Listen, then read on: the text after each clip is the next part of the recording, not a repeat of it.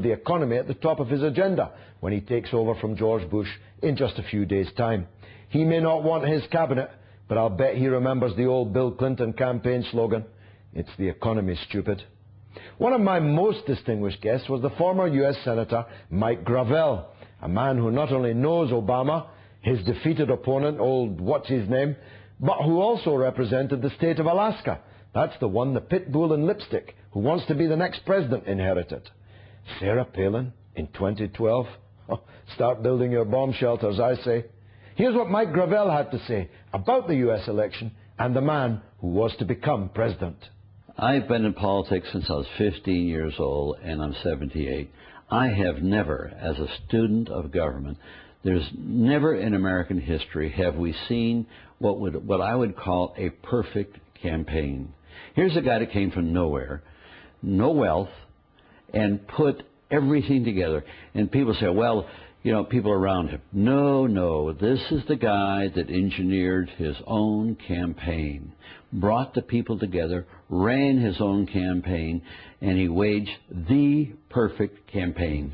Raised more money than anybody's ever done in history. This is going to be the first $1 billion with an average donation of I think $80. No. Forget that.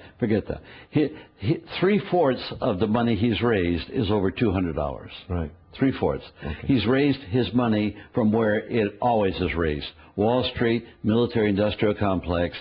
Here, let's finish our treatment of Obama. Yeah. Obama is probably, in my mind, one of the most competent political operatives we have ever seen. I consider him an amalgam of Lyndon Johnson and Jack Kennedy. That's how good I think he is. I've debated him. I know him up close and personal. I'll tell you, he is unbelievable as a political operative. Having said that, you're looking for change, don't hold your breath. It's not going to happen. You cannot sell yourself out to the establishment to that degree and think you're going to see change. You're going to see more of the same. And because he is now trapped within business as usual. And what is that? That's American imperialism. What does he say? He's for what? Taking out the combat troops out of Iraq? Has he said ever, we'll take out all the troops out of Iraq? Whenever he's even thought of that, it's to put him in Kuwait. He wants to maintain America's presence in the Middle East. And then on your favorite subject, is he going to bring about peace between the Palestinians and Israel? My God, not in your lifetime. Not when he's sold out the way he has to AIPAC. And then he wants to now move troops into Afghanistan. We don't even have a mission in Afghanistan. What are we there for? We now see the nations of NATO trying to sneak out of Afghanistan from the back door. Now, so George, here, it doesn't demean him one iota from saying he's a great man. He's proved his bona fides as an efficient, competent leader. I have great hopes for him. I just understand that representative government is broken and no single individual can correct it. The people can correct it. You must be happy to see the back of George W. Bush. The worst ever. The worst ever, yeah? The worst president in American history. In fact, I say it with deep respect to the office. This is the first time where we've had a living idiot as president of the United States. Now that must say something about how democracy can function on autopilot.